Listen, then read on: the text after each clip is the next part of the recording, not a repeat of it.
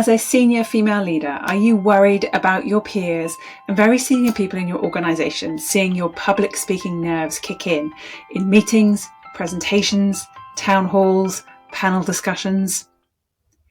When nerves take hold, they can make the smartest, most prepared leaders feel inadequate and lose their opportunity to show their expertise and their potential.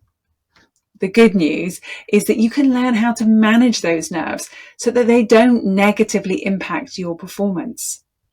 Step number 1, acknowledge nerves are a normal part of your body's process. The symptoms, so shaky hands, that wobbly voice, that flushing, they aren't the problem.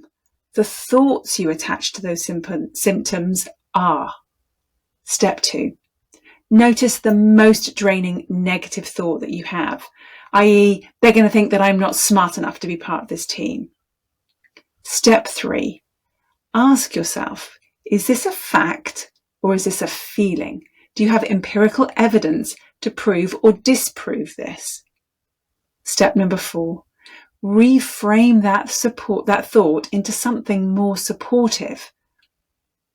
Then you keep going with the same process as you notice new and helpful thoughts.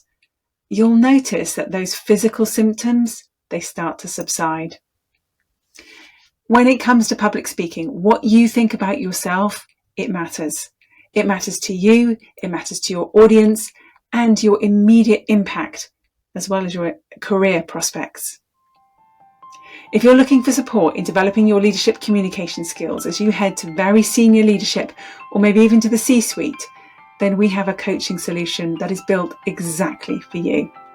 Book a call to talk about it. See you soon. Bye for now.